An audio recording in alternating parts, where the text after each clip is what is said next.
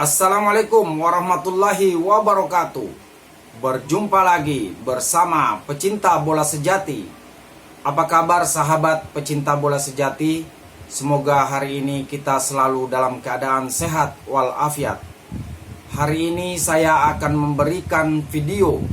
Netizen Malaysia mengatakan bahwa timnas Indonesia akan ketinggalan jauh dari tim nasional Malaysia. Untuk mengikuti informasinya lebih lanjut, mari kita simak videonya bersama-sama. Nampaknya guys, Harimau Melaya akan meninggalkan Indonesia. Baru-baru ini per 15 Desember melakukan program Revolusi Harimau Malaya yang dimotori oleh TMJ. Tanggal keramat di bulan Desember yang mereka sebut sebagai momentum kebangkitan sepak bola Malaysia. Salah satu yang sudah dilakukan adalah memilih pelatih baru. Peter Klamovski ditunjuk sebagai pelatih baru timnas Malaysia. Kemudian dalam rencana selanjutnya akan melakukan naturalisasi pemain-pemain baru, baik yang keturunan Malaysia ataupun yang tidak. Ada beberapa nama pemain grade A yang sering digadang-gadangkan akan membela timnas Malaysia. Sehingga netizennya mengatakan bahwa pasukan Harimau Malaya akan meninggalkan Indonesia karena ada pelatih baru dan juga pemain baru. Nampaknya guys, Harimau Melaya akan meninggalkan Indonesia guys. Mesti korang dah tahu kan kenapa aku cakap sedemikian. Okey, yang pertama-tama yang ditunggu-tunggu oleh peminat Harimau Melaya telah tiba guys, iaitu jurulatih untuk skuad Harimau Malaya telah diumumkan oleh FAM. Coach baru kita ini bukan dari Korea, bukan dari Jepun juga guys. Coach baru kita iaitu bernama Peter, kita panggil je Peter, iaitu berasal dari Australia. Okey, kedatangan coach baru Peter iaitu dari Australia ni akan mengubah dari segi mentality untuk pemain skuad Harimau Malaya kita akan datang nanti guys.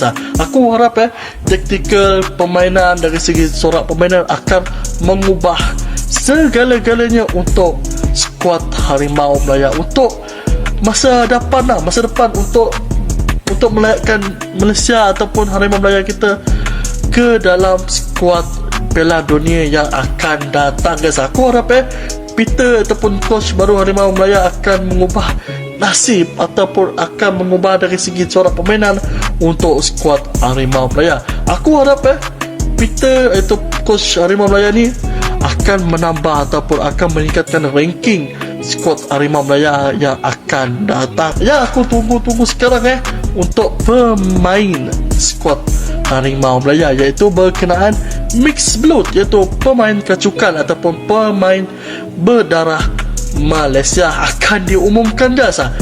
Tidak lama lagi iaitu ada seorang individu telah berjumpa dengan Presiden FIFA guys. Yang ini kita perlu tunggu guys untuk kemajuan skuad Harimau Malaya. Sebab tu aku cakap Harimau Malaya akan meninggalkan skuad Indonesia guys. Sebab kita ada perubahan dari segi coach baru, ada perubahan dari segi pembangkang FAM, dari segi pembangkang skuad Harimau Malaya. Aku harap akan tiba untuk peminat skuad Harimau Malaya yang akan ada perubahan untuk skuad kita guys. Sabar kita tunggu proses untuk seorang individu ni telah melakukan kerja yang sangat-sangat laju dan beliau telah berjumpa dengan Presiden FIFA. Korang tahu kan siapa dia? Aku malas nak cakap, nanti ada netizen Indonesia cakap kita mimpi. So kita tengok hasilnya nanti dan jangan lupa sokong skuad Harimau Malaya walaupun mereka di mana berada. Okey. Ya, sejak tahun 2023 hingga 2024, prestasi timnas Malaysia mengalami situasi stagnan, baik di level ASEAN maupun Asia. Sehingga salah satu langkahnya adalah melakukan revolusi dengan mengganti pelatih dan mencari pemain-pemain baru. Dan inilah beberapa pemain yang katanya akan membela timnas Malaysia. Kejutan lebih besar menanti apabila 5 pemain grade A dari Eropah didakwa mempunyai darah Malaysia dan berpotensi memperkuat pasukan kebangsaan. Josh Brownhill dari Burnley FC. Kapten Burnley yang berusia 29 tahun ini adalah enjin tengah yang tidak mengenal erti penat.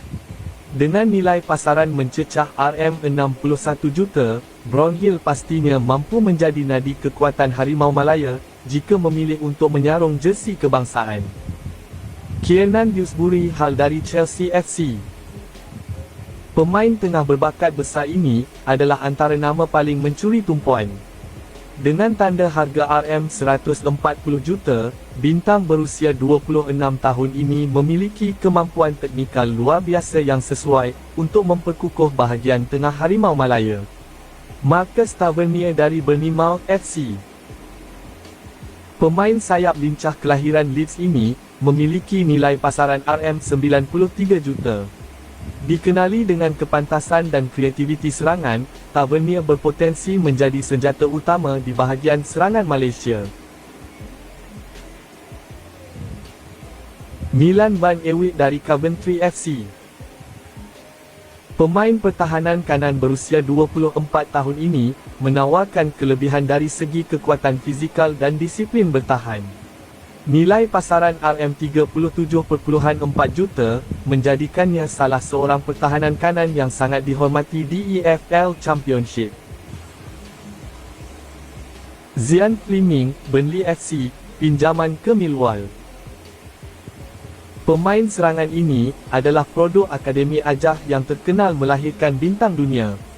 Beraksi sebagai pemain tengah menyerang atau penyerang utama, Fleming mampu menambah dimensi baharu dalam serangan Harimau Malaya. Namun beberapa pemain grade A yang digadang-gadang akan membela timnas Malaysia, hingga saat ini belum ada kepastian. Malah ada beberapa pemain yang awal-awalnya digembar-gembor akan membela timnas Malaysia, justru memilih negara lain karena juga memiliki pertalian keturunan. Sementara sebagian yang lainnya masih dalam tataran wacana dari warganet tetangga. Ya, kemudian ada beberapa media tetangga menurunkan beritanya bahwa seolah-olah Ketua Umum PSSI merasa risau dengan revolusi Harimau Malaya dan takut dipintas lagi Malaysia. Padahal statement Ketua Umum PSSI mengatakan bahwa apapun yang didapatkan Indonesia saat ini jangan berpuas diri. Timnas Indonesia harus gapai mimpi, kalau tidak Indonesia lewat lagi. Saya baru dengar tadi dari sosial media Malaysia juga mau kembali membangun sepak bolanya. Ada coach baru katanya. Kita akan hire CEO. Kita akan lakukan ini ya. Ini kembali. Apapun yang kita sudah dapatkan hari ini jangan berpuas diri. Kita harus moving forward gitu. Harus jaga mimpi kita. Kalau tidak ya kita lewat lagi. Nah, pernyataan lewat lagi bukan berarti takut dilewati oleh timnas Malaysia. Tetapi, hal tersebut dimaksudkan untuk memacu timnas Indonesia agar tidak berpuas diri dengan apa yang ada, namun terus bergerak maju dan terus berbenah agar bisa bersaing pada level-level tertinggi. Hal ini karena dalam kompetisi dunia olahraga, setiap tim akan terus membuat perubahan namun tim-tim lain pun juga memiliki strategi yang berbeda untuk melangkah maju. Sehingga langkah antisipasi dengan strategi-strategi baru juga penting. Oke, secara level kompetisi yang akan diarungi oleh dua negara bertetangga ini pada tahun 2025 ada banyak berbeda.